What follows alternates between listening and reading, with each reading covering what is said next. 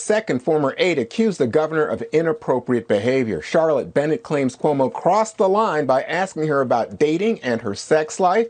He also asked if she ever slept with older men. The governor says he's sorry if his comments were, quote, misinterpreted. But that's not sitting well with everyone. Listen to New York City Mayor Bill de Blasio. If these allegations, if these charges are proven, there's just no way he can govern. So that's a yes. You think that he should resign if any of these are proven correct? Of course. New York City Attorney General Letitia James announcing today she's moving ahead with an investigation. That's after James pushed back on Cuomo's original plan to handpick a judge to handle this probe. Greg, how happy is Bill de Blasio? Now he's going hard at Cuomo.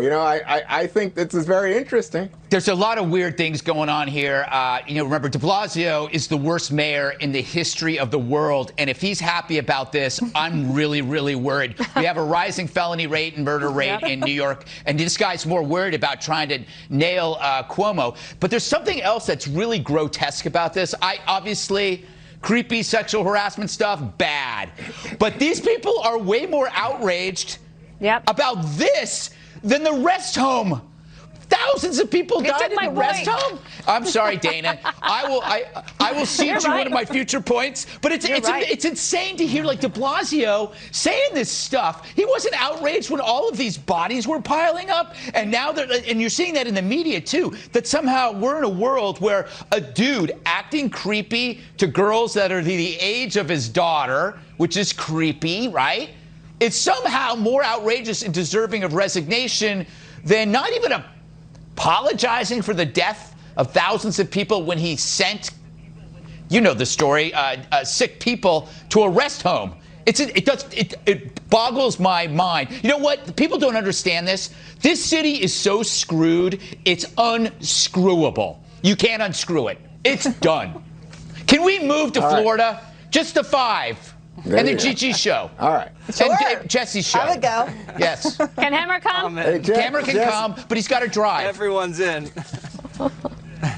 Hey, Jesse, so I was going to ask about the media. They seem to be pretty aggressive here, front page everywhere. Mm-hmm. Juan, first I want to say something that's very difficult to say. You were right. Last week you said he was teetering, and if another woman came forward, he was toast. So it's not often that you're right, Juan, so I think everybody on the show should just acknowledge it and make that point. But the fact that there is now a lawyer who is defending Governor Cuomo from these harassment allegations, it's the same defense attorney for Woody Allen, makes me think there's going to be several more women, because you don't hire Woody Allen's defense attorney if it's just a small thing. Cuomo has to get better excuses. Number one excuse was I was just kidding.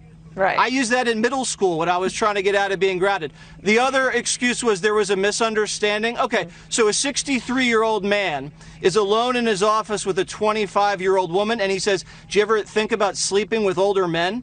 How do you misunderstand that? I mean, what other way is there for you to interpret that kind of comment? But to the media, Juan, everybody on this show knew Cuomo wasn't a good governor.